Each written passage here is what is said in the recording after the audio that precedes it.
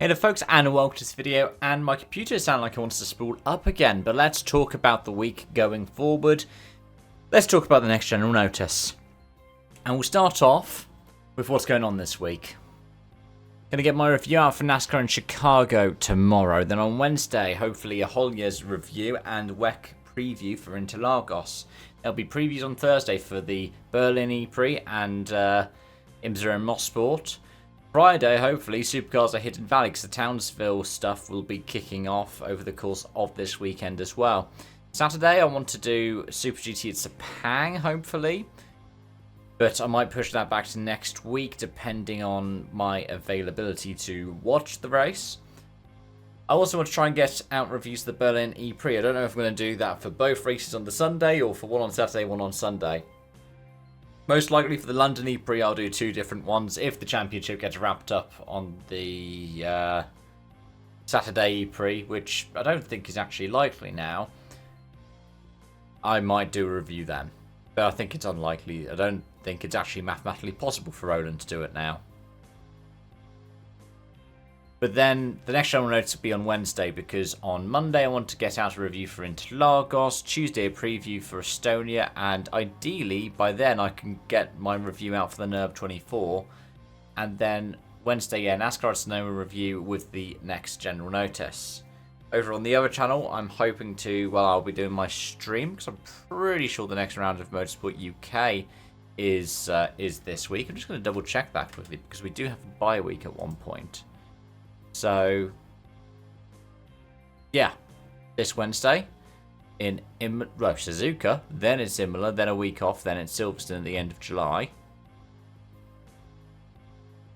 But, yeah, we'll be having a stream over there. I'm hoping that I can actually sit down and record some content, and there'll be clips to go into the shorts as well as longer form videos, because I did enjoy making stuff over there, but right now I've just been so ridiculously busy I haven't had time to manage both channels.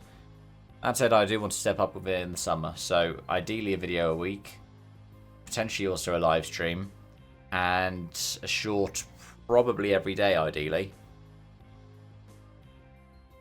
Anyways, the channels themselves are doing alright. I mean, I'm not looking at it for views or watch time, because those are down a lot, because shorts are a beast unto themselves, and when I'm not posting a short, it tends to be a relatively quiet day for the channel. I don't know in particular why that is, whether it's my change across to being more general motorsport instead of just doing F1 and rallying, or what it is, but we will wait and see. I'm hoping that during summer I'm going to be able to get a nice run, and yeah, from there we can have some fun. Anyways, onto the articles for this week. And starting off, whilst one McLaren team is at the top of its game, another one is faltering and potentially bidding out rather quietly. Neon McLaren Formula E was going to cease operations after the Neon sponsorship was going to end at the end of this season. And whilst there had been hopes that the team that had previously been Mercedes' Formula E team would find a buyer, it looks like it's not going to be the case. Now, the 20-car grid won't necessarily be the end of the world. It'll be a shame, given that F1's going up to 22 cars, Formula E is going to go down to 20. But there will be jobs around for the people who will be affected. For example, Taylor Barnard, rookie driver who has just been so competitive this season, has been signed by Penske. Now, whether or not he will race for them next season, that's yet to be decided. Right now, it's a kind of 3-2 situation. But the Penske is the DS car, so it could be that Stellantis moves drivers around their group. For example, John-Eric Verde is a Stellantis driver. He also drives a Peugeot in the World Endurance Championship.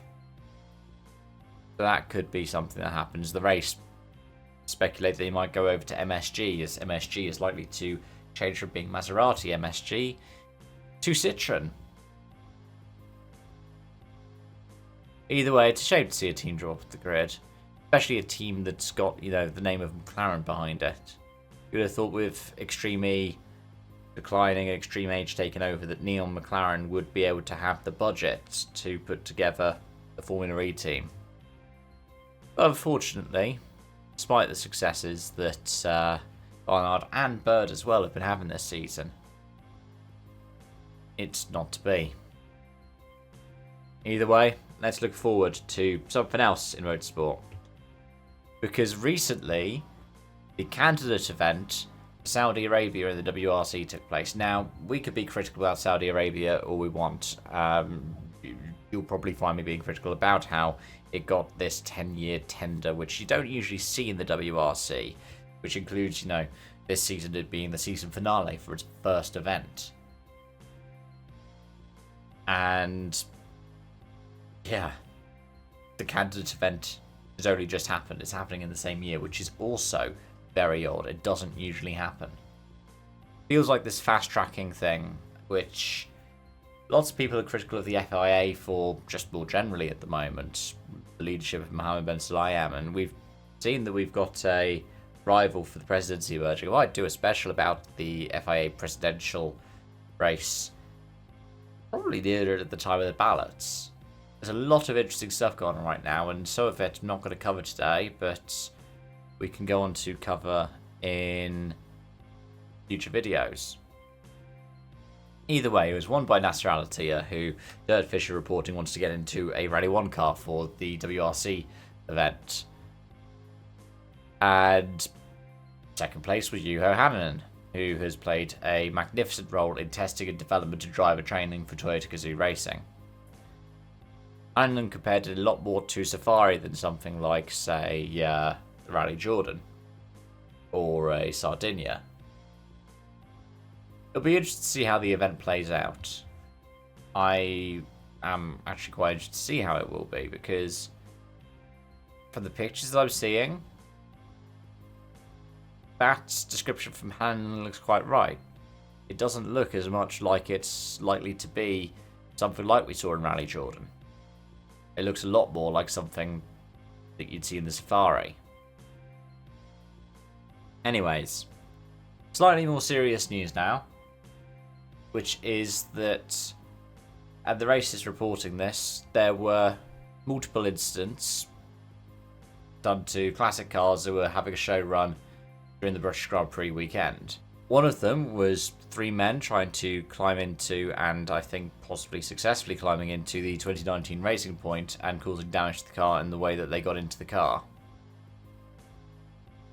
The race is speculated these guys would be people who were live streamers, potentially even live streaming doing it themselves. But then there's also somebody else who was caught on CCTV jumping into different cars around the display of the Eddie Jordan tribute, which included him stealing the steering wheel from the Leighton House CG901. Apparently he tried to steal it from the Brabham BT59 as well, to no success. But yeah, it could be worth a lot of money. It's going to be worth a lot of value to a motorsports historian, because it is the original wheel from the actual Leighton House car. But yeah, if you are somebody who's aware of what happened with it, then you can contact Northamptonshire Police. They are hoping that the individual comes forward. Yeah, you can see this individual in, fortunately, it appears to be a McLaren top and cargo shorts, climbing into these cars and, yeah, making off with some famous F1 memorabilia.